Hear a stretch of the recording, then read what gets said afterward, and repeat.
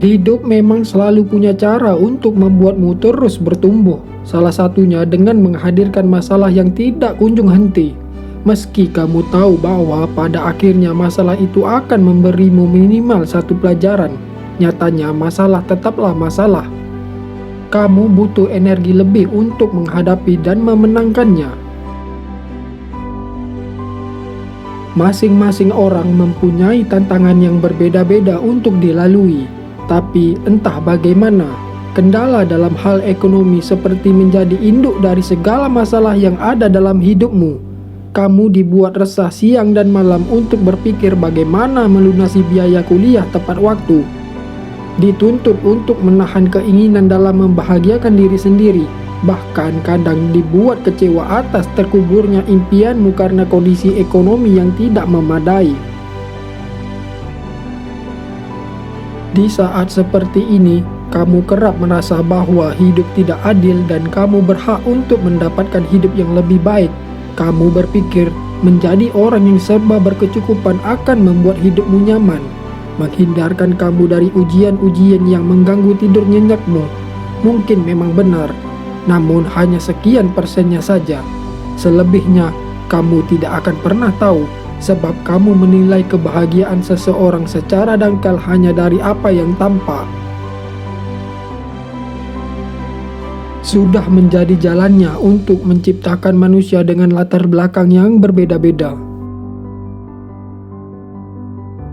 Adalah hal yang aneh untuk menginginkan keseragaman di muka bumi ini, karena perbedaan justru memberikan warna bagi cerita manusia.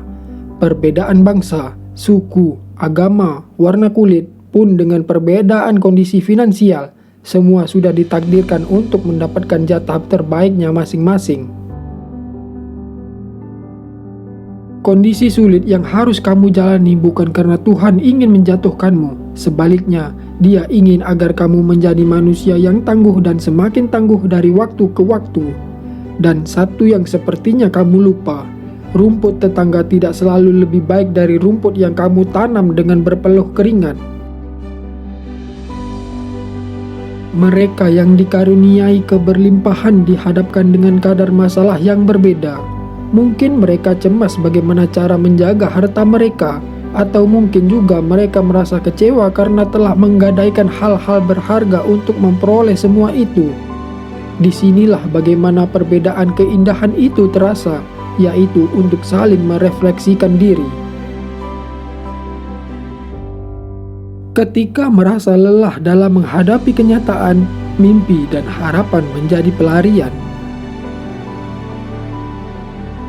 Kamu pasti sudah berulang kali mendengar sebuah nasihat klasik bahwa hidup ibarat roda yang berputar, sewaktu-waktu di atas dan di waktu lain ada di bawah.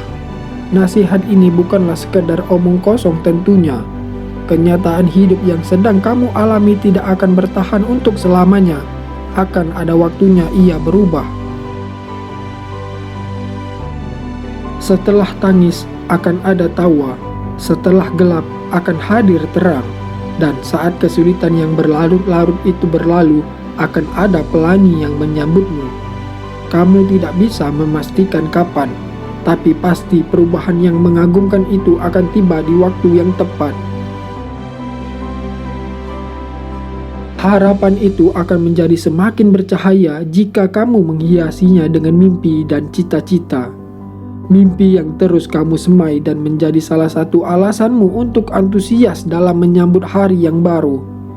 Karena kamu yakin bahwa perubahan itu tidak akan datang jika kamu masih saja berpangku tangan dan merutuki kenyataan. Di tengah perjalanan, pelan-pelan kamu akan sadar bahwa materi adalah kebahagiaan yang semu. Berbagai jenis kesulitan hidup suatu waktu akan menuntut sekaligus menuntunmu untuk mengubah cara pandangmu terhadap dunia. Setelah sekian lama kamu menjadikan materi sebagai orientasi, kamu akan belajar bahwa materi hanyalah sebagai bonus. Kenikmatan itu justru kamu dapatkan saat berjuang meraih mimpi-mimpi yang senantiasa melekat dalam pikiranmu. Lagi pula, Kebahagiaan dalam bentuk materi sifatnya sangat sementara. Kamu juga tidak akan membawanya sampai ke surga. Ia hanya akan menimbulkan kepuasan yang tidak ada ujungnya. Setelah kamu berhasil mendapatkan nomor 1, kamu akan berambisi untuk meraih nomor 2, nomor 3, seterusnya begitu sampai pada nomor yang sudah sulit untuk kamu hitung. Kamu punya begitu banyak harta berharga yang tak ternilai dengan uang. Semua orang membutuhkan uang, tapi tidak semua hal bisa dibeli dengan uang. Ada banyak hal di dalam hidupmu yang mempunyai nilai tidak terkira, dan belum tentu orang lain bisa memilikinya meski berupaya membeli dengan nominal jutaan hingga triliunan rupiah. Kesehatan, waktu luang, keluarga yang harmonis, teman-teman yang selalu hadir saat suka maupun duka, dan anugerah lain. Betapa hal-hal itu sering luput dari pandanganmu meski mereka begitu dekat dan menjadi esensi utama dalam hidupmu. Merekalah sumber kebahagiaanmu yang sejati, sekaligus menjadi bukti bahwa kebahagiaan tak serta-merta soal kemewahan.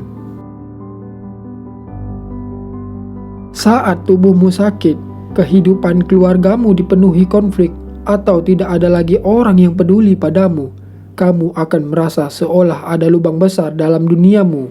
Padahal, ketika semuanya baik-baik saja dan kenikmatan tidak ternilai itu secara cuma-cuma kamu dapatkan, kamu lebih sering abai.